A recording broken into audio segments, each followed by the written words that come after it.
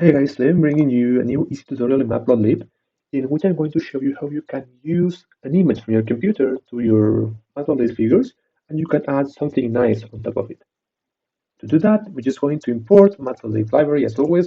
I import Matplotlib as python.plt and then we're going to load the image that is stored in our local files with this command that's plt.imread, that stands for image read, and we're going to just paste here the path from our images stored in our computer. Then we're going to create a Matplotlib subplot with a figure and an axe with this command. And finally, we're going to show this image we created here by attaching it to the axe. Okay, so this is what we get. So as you can see, here we have now our Matplotlib figure with the image we just created we loaded from our computer. So maybe for instance, then we want to add here we can add text, numbers, whatever we want. For instance, maybe you are going to select this building here, for instance. So we're going to use a circle for it. So we're going to circle, circle, and then we're going to specify, I don't know, maybe the size of the circle or the position. No, I mean, it seems like 150 or 100. We're going to say that we want a radius of 35.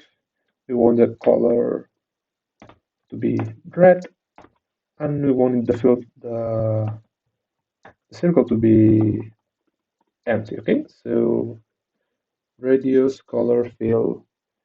Okay, so and then we're going to we want to attach this patch to the figure.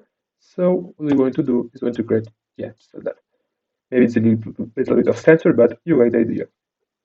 You first add the image, and then as it goes layer by layer, we add on top uh, any of how many we want. If you want, we can create another one just to you guys can see.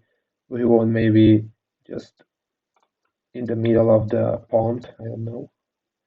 And we want it to be blue, but maybe blue is not the best option, but you get the idea. Okay, so you can add two of them. Okay. Oh, yeah. We add go to add two, one, and two. Okay.